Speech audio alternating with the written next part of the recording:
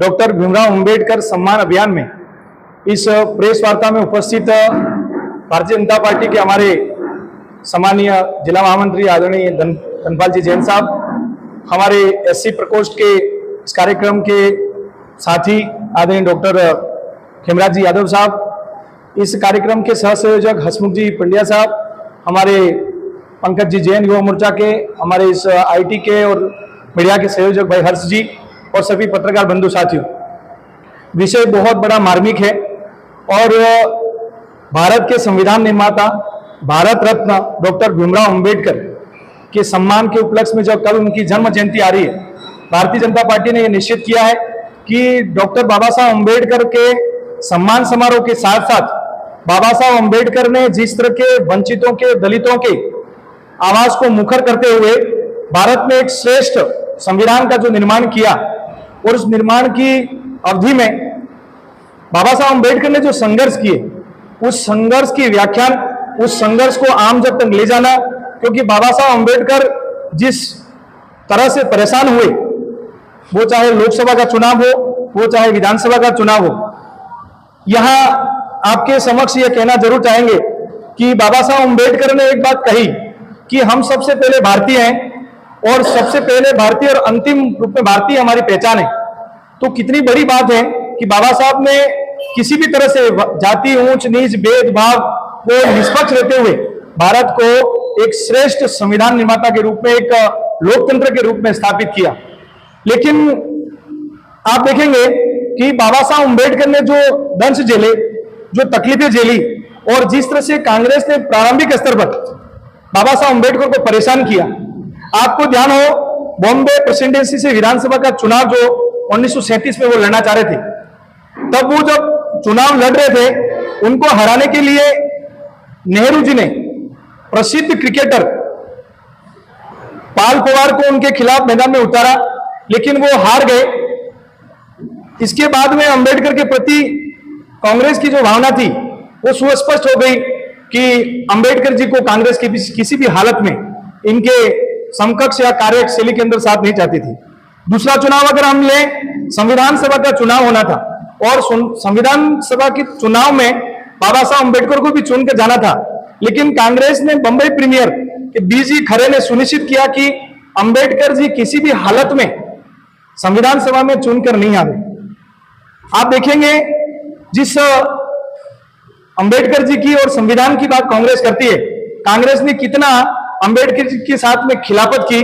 और वो चाहते थे कि उस चुनाव में नहीं आवे, इसलिए बीजी खरे ने और नेहरू जी ने स्वयं ने उनको हराने के लिए प्रयास किया, वहां से सीट नहीं दी और बंगाल से वो चुन कर आए। संविधान सभा में बाबा साहब मुंबई प्रीमियर क्षेत्र से नहीं आकर के वो बंगाल से चयन करके आते हैं। और इतना ही नहीं, बंगाल क्षेत्र में जहां उनको वोट मिले वो मुस्लिम क्षेत्र नहीं था, वो अल्प जो लोग हैं उनका क्षेत्र था। फिर भी आजादी के बाद उस क्षेत्र को पाकिस्तान में जाने के लिए नेहरू जी और कांग्रेस सरकार ने मजबूर किया और वहां जाने के बाद में भी उनको प्रोटेक्शन किसी भी तरह से नहीं मिला। हम आते हैं 1952 के चुनाव को लेकर, जब जहां से बंगाल से जीतकर बाबा साहब अंबेडकर आए, वहां के लोगों को, वहां के क्षेत्र को जब पाकिस्तान में भेजने का निर्णय किया तो बाबा साहब अल्पमत में आए, वापस पुनः चुनाव हुए। 1952 में जब लोकसभा के चुनाव हुए तो कांग्रेस के नेता एस के पाटिल ने तत्कालीन प्रधानमंत्री नेहरू जी के निर्देशन में और कम्युनिस्ट पार्टी के श्रीपद डी के मिलाकर डॉक्टर अंबेडकर को हराने की योजना बनाई और कांग्रेस के ही चर्चित उम्मीदवार नारायण एस कजलोकर को मैदान में उतारा। बाबा साहब अंबेडकर को इस चुनाव में जो कांग्रेस आज ईवीएम पे घोटाले की बात करती है और मतपत्र के से चुनाव कराने की बात करती है, 74,333 वोटों को काउंट नहीं होने दिया। कांग्रेस की यह मंशा थी कि बाबा साहब अंबेडकर लोकसभा में चयन होकर नहीं आए। पत्रकार साथियों, देश का सबसे बड़ा लोकतंत्र वो कांग्रेस उस लोकतंत्र की दुहाई देती है और वो कांग्रेस ने लोकसभा, संविधान सभा और बॉम्बे प्रेसिडेंसी के जो चुनाव हुए उसमें तीनों में बाबा साहब अम्बेडकर को नहीं आने देने का पूरा प्रयास किया। 1954 का जो उपचुनाव था भंडारा का, उस भंडारा उपचुनाव में भी उनको बाहर रखने के लिए भाऊराव बोरकर को उनके खिलाफ प्रत्याशी बनाया और प्रधानमंत्री नेहरू ने स्वयं ने बाबा साहब अम्बेडकर के खिलाफ चुनाव प्रचार किया। और आपको ध्यान हो, जो नारायण कालेकर को बाद में इनके जो खिलाफ लड़े उनको पद्म भूषण दिया। सरकार जब अंतरिम सरकार बनी थी तब हमारे 1942 में वायसराय ने जो कार्यकारिणी बनाई इसमें वो श्रम मंत्री थे, लेकिन बाद में जब नेहरू जी की शासन में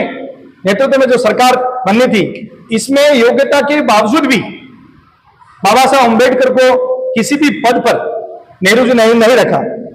नेहरू जी के मंत्रिमंडल में उनको जानबूझकर दरकिनार किया और आज कांग्रेस शासन उनको कहती है कि हमने बाबा साहब अम्बेडकर के संविधान को संरक्षण किया। साथियों, बहुत जानकर आपको हैरानी होगी कि बाबा साहब अम्बेडकर जब देह त्यागी तब उनको दिल्ली में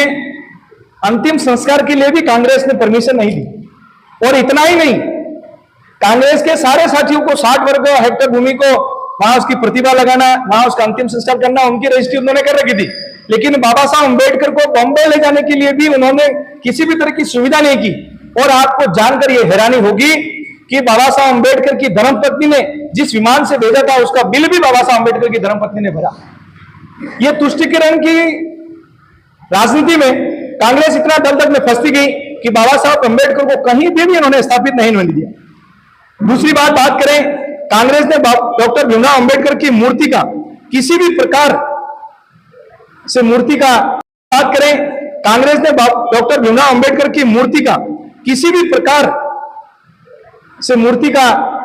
कहीं स्थापना या उनके तस्वीर को भी लोकसभा के केंद्रीय सभागार में यह कहकर मना कर दिया कि स्थान नहीं। जो बाबा साहब के मरणोपरांत भी उनकी अंत्येष्टि अंतिम संस्कार दिल्ली में नहीं होने देते और बाद में ये कहते हैं कि इनकी तस्वीर या इनकी मूर्ति भी कहीं नहीं लगी। ये कांग्रेस की मानसिकता दर्शाती है। और आपको ध्यान हो कि नेहरू जी ने या राजीव गांधी जी ने, इंदिरा गांधी जी ने इनके स्वयं के कार्यकाल में रहते हुए इन्होंने पद्म भूषण से नवाजा। मां ने बेटे को, बेटे ने मां को और परिवार में उन्हें पद्म भूषण का श्रृंखला लगाई। लेकिन देश के संविधान निर्माता और दलितों, वंचितों को, भारत को एकीकरण करके बेहतर संविधान देने वाले बाबा साहब अम्बेडकर के पद्म भूषण से सम्मान करे सरकार, कांग्रेस सरकार के कहीं ख्याल में नहीं आए। आपको ध्यान होगा, नेहरू जी ने, इंदिरा जी ने के कार्यकाल दौरान इन्होंने स्वयं में तो दिया लेकिन कभी अम्बेडकर जी की बात याद नहीं आई। आपको ध्यान होगा 1990 में बीपी सिंह की सरकार थी और वाजपेयी जी की और अन्य दलों की सहयोग था। तब बाबा साहब अम्बेडकर को अटल बिहारी वाजपेयी के प्रयासों से यह जो भारत रत्न का सम्मान था वो मिला और इनके प्रयास से ही संसद के अंदर उनका चित्र का विमोचन हुआ।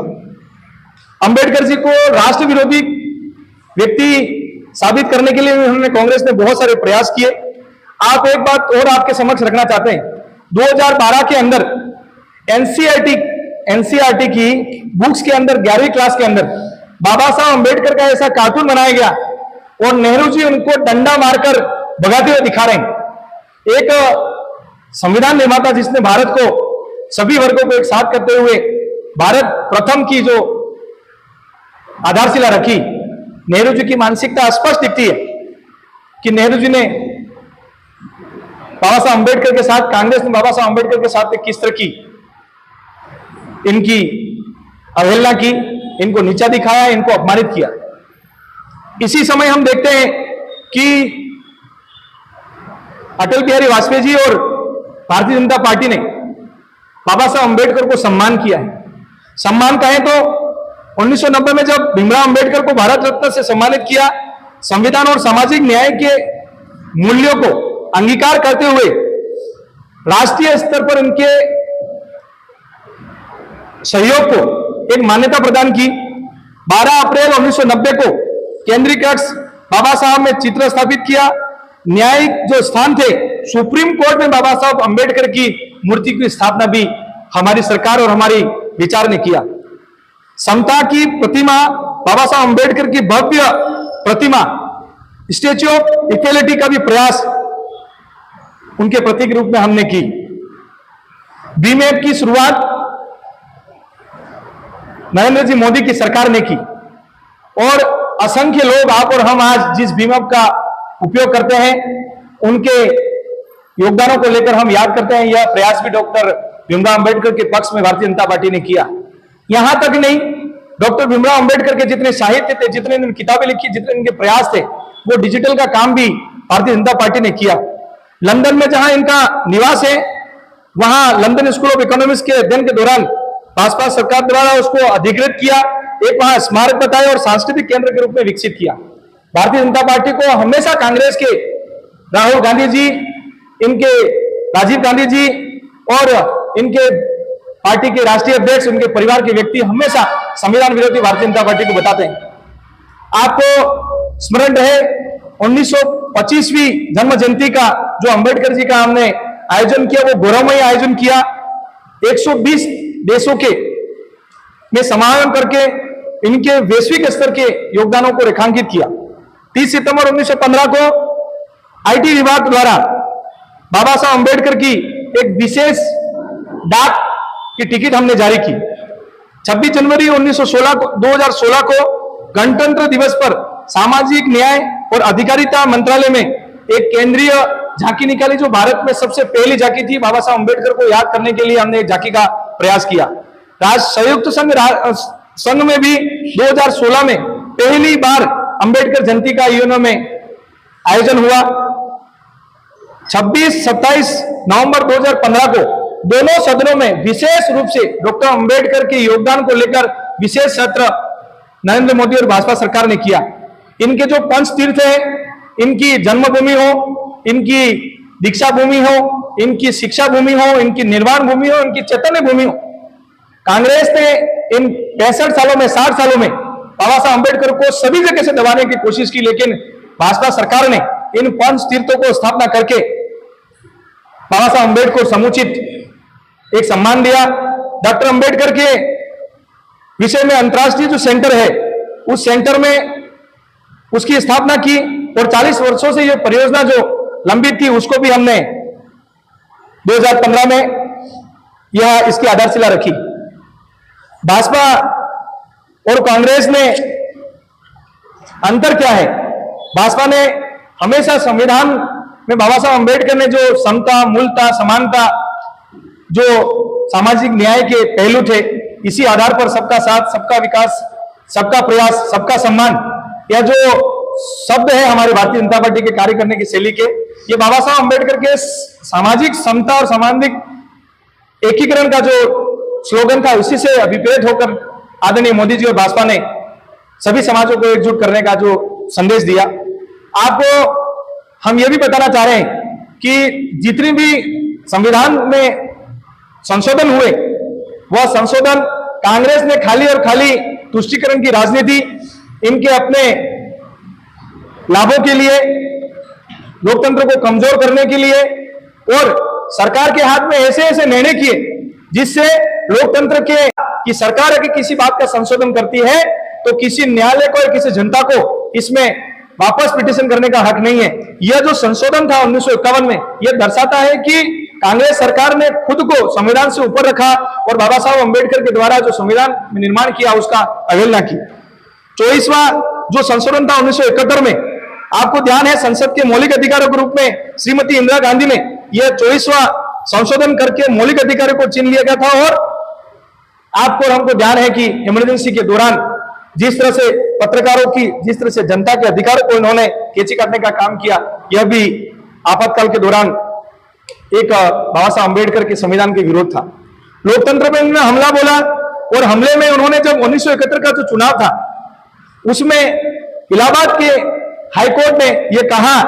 कि इंदिरा गांधी के चुनाव में धोखाधड़ी हुई, इसलिए इन्होंने अमान्य घोषित कर दिया। 6 वर्षों के लिए चुनाव जब लड़ने के लिए निष्कासन किया, उनको अयोग्य घोषित किया। तो आपको और हम सबको पता है कि इंदिरा गांधी ने आपातकाल की घोषणा की, देश को देश के नैतिक मूल्यों को, मौलिक अधिकारों को, पत्रकारों को, आम जनों को घर से बाहर नहीं निकलने दिया, और जो भी सरकार के खिलाफ बोलेगा इसमें राष्ट्रद्रोह जैसे केस प्रकरण दर्ज करने का काम इंदिरा गांधी जी ने किया। 1975 में 39वां जो संशोधन किया, वो भी इलाहाबाद की जो सुप्रीम हाईकोर्ट थी उसमें उन्होंने इनकी बात को नहीं मानते हुए सरकार को जो निर्णय किया उसको उन्होंने सर्वोच्च माना। आप पत्रकार बंधुओं के माध्यम से मैं इतना कहना चाहूंगा कि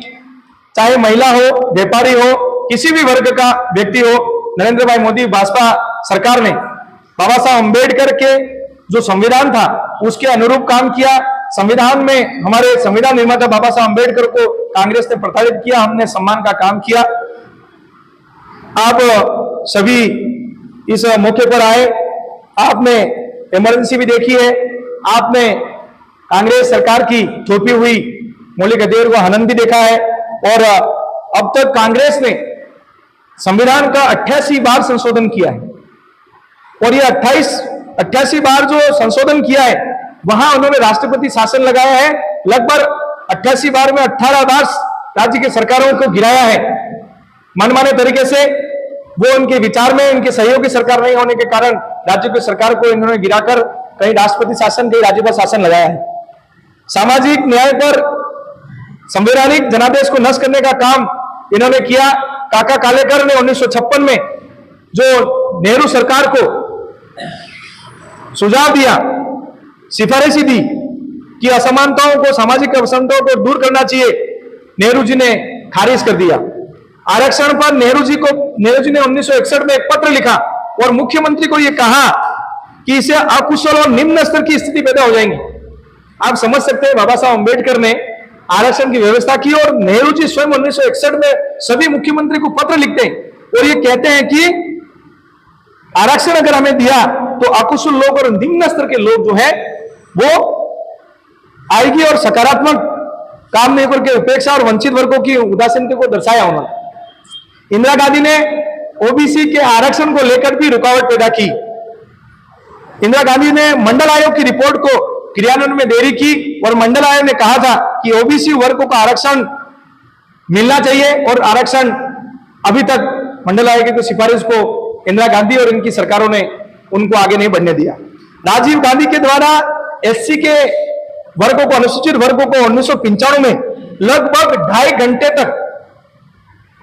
इन्होंने भाषण दिया और मूर्खों को बढ़ावा देने जैसी बात उन्होंने कही। आपको ध्यान होगा, इंदिरा गांधी, राजीव गांधी, मंडल आयोग, काका कालेकर, एससी का रिजर्वेशन, ओबीसी का रिजर्वेशन और धर्म के आधार पर आरक्षण की जो योजना कांग्रेस ने की वह तुष्टीकरण और राजनीति के सिवा और कुछ भी नहीं था। अल्पसंख्यक स्थाना की जो उन्होंने स्थापना की 1981 और 1911 में, यह धर्म के आधार पर ही शिक्षा का था। इसमें अलीगढ़ मुस्लिम विश्वविद्यालय और जामिया मिलिया इस्लाम को अल्पसंख्यक का दर्जा देते हुए धर्म के आधार पर शिक्षा और धर्म के आधार पर आरक्षण की नींव जो रखी वो कांग्रेस सरकार ने रखी। साहबानों का केस हो, उन्होंने महिलाओं को न्याय देने के लिए भी, जो साहबानों का केस अगर आप पढ़ेंगे 1985 के अंदर, तो साहबानों केस का भी महिलाओं के प्रति तुष्टीकरण और न्याय के प्रति इनकी सजगता दिखती है। समान नागरिकता कानून हो, इसमें भी बाबा साहब अंबेडकर ये चाहते थे कि यूसीसी लागू हो, राष्ट्रीय एकता और सामाजिक न्याय के लिए यह बहुत जरूरी था। यूसीसी के विरोध में कांग्रेस ने व्यक्तिगत कानूनों को आगे रखा और देश के कानून को उन्होंने पीछे रखा। कांग्रेस ने लोकतांत्रिक संस्थाओं को कमजोर किया, चाहे निर्वाचन आयोग हो या न्यायपालिका हो या वित्त आयोग हो या राष्ट्रीय सलाहकार परिषद हो, इन सब का गठन में उन्होंने देरी की, जिससे जनता को, आम लोगों को इनके हकों और अधिकारों को रखने का पक्ष मिलता था, वो उन्होंने नहीं रखा। सबसे बड़ा उदाहरण धारा 370 को लगाकर जिस तरह से भारत के अहम हिस्से को भारत से अलग रखा। आप और हम जानते हैं कि 370 लगने के बाद एक ही देश में 2 झंडे और 2 प्रधानमंत्री, यह रचना नेहरू जी की और कांग्रेस की जिस तरह की तुष्ट करने की राजनीति वो दिखती है। पंचायती राज में पंचायती राज के एक्ट को लाने की देरी हो, ऐसे असंख्य जो दोहरे चरित्र हैं, बाबा साहब अम्बेडकर की उपेक्षा, उनका अपमान और लोकतंत्र का अपमान, संवैधानिक संस्थाओं को कमजोर करना, बाबा साहब अम्बेडकर के कार्टून बनाना, आरक्षण के विरोधी करना, काका कालेकर की मंडल आयोग की सिफारिशों को देरी से लागू करना, ये सभी चीजें अंबेडकर जी के प्रति कांग्रेस का रवैया दिखाते हैं कि किस तरह से अंबेडकर जी को किसी भी तरह से संविधान सभा हो, लोकतंत्र हो, सभी तरह में बाबा साहब अंबेडकर को दरकिनार किया, उनका अपमान किया। मैं आज प्रेस के माध्यम से भारतीय जनता पार्टी, नरेंद्र मोदी जी सरकार और संविधान के समर्थन में हमने जो काम किया उसमें रखते हैं कि आप सबको आमंत्रित किया था। हम पूरे भारतवर्ष में 13 तारीख को हम दीपोत्सव करने वाले हैं। जहां जहां भी बाबा साहब अंबेडकर की मूर्तियां हैं वहां पे हम आज उनकी साफ सफाई करके दीपोत्सव करेंगे। कल